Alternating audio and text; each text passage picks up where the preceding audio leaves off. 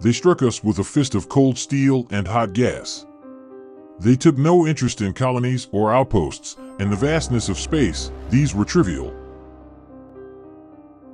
There was no line. Only our world and theirs.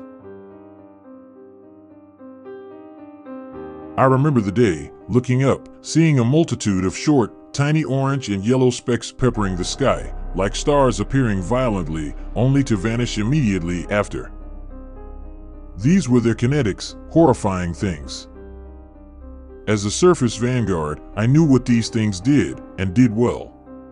Rather than burn and melt like our energy weapons tended to do, these commanded complete destruction.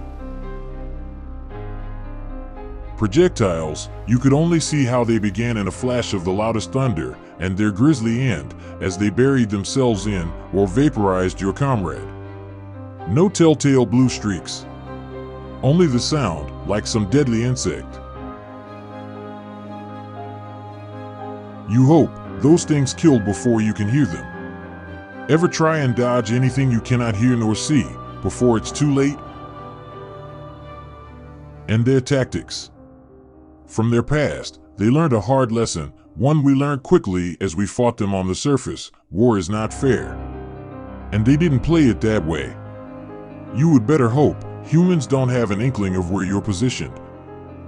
They would either overwhelm you, outgun you, or kill you before you knew they were there. Personally, I saw a fellow vanguard isolated and swarmed by over 20 troops. The fool, he fought to the bitter end. Have you ever seen their machines of war? Lumbering behemoths of titanium and rubber that ignore buildings? Swarms of nanites that rend the flesh? I have. Shining cylinders that flatten cities? Small flying squares that can send 50 men to their graves? Yes, I have. Where's the glory in that, you ask? There is none. In their opinion, there is no glory at all. They hate war. Why is humanity so good at it, you ask? It is because it's in their blood. They were created by war and shaped by it. It is their substance, yet they struggle against it. If they didn't, it would consume them, as it almost has in their past. When they don't, however, the results are terrifying. So when we raised their colony and slaughtered their citizens, they forgot how to control that primal urge. They made planetfall only after a 2-week battle above the sky. It would have been quick had we not expected their blitzkrieg, a strategy developed from one of their many interspecies conflicts. Before the humans could gain a proper foothold around both of our 2 moons, our massed fleet reacted and repelled their force long enough for additional Yalic ships to arrive from the scattered colonies. For a week and a half, a steady stream of reinforcements bolstered our line at our closer moon, Nama. At the same time, human supply ships ran to resupply their massive fleet clustered around our second, smaller moon, Minra. For what seemed like ages, a stalemate was reached, weary human ships battling, although less in number, fresh Yalic ships. Neither side seemed to dominate the orbit. It was unclear if it ever would happen.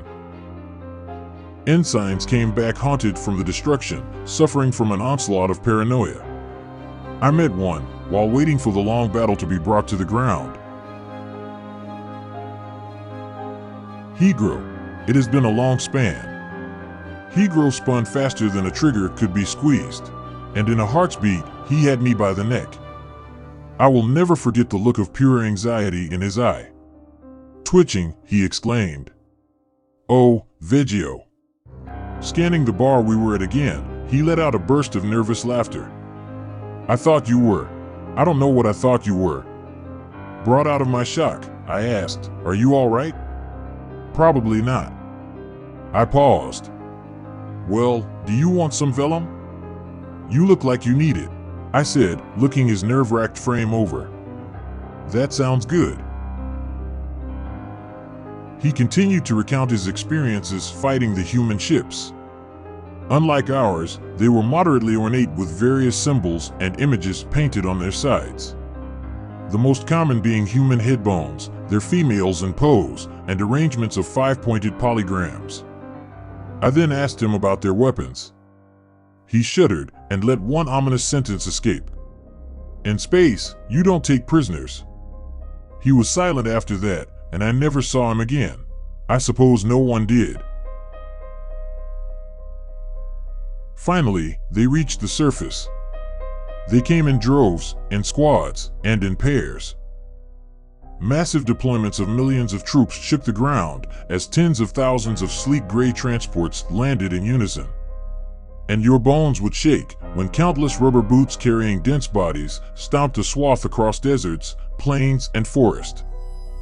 Your very soul shook when they found a target. One day, that target was me.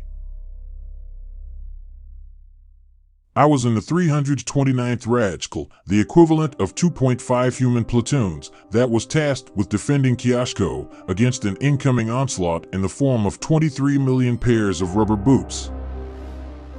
It was a relatively even match, and with the defending position, we were confident we would succeed to hold the city.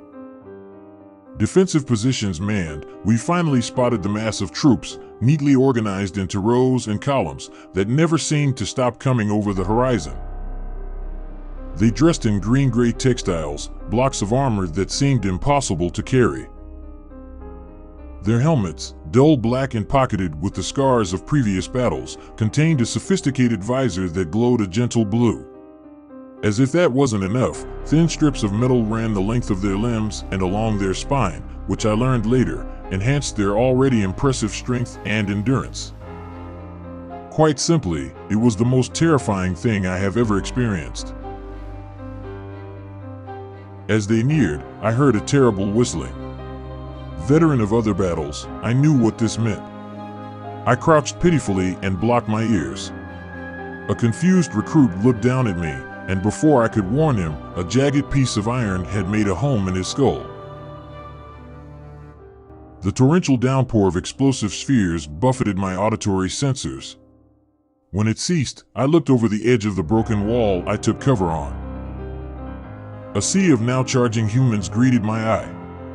Escaping from everyone was an orange bloom of gunfire and a primal roar of rage. Author's name and the link to original text is in the description.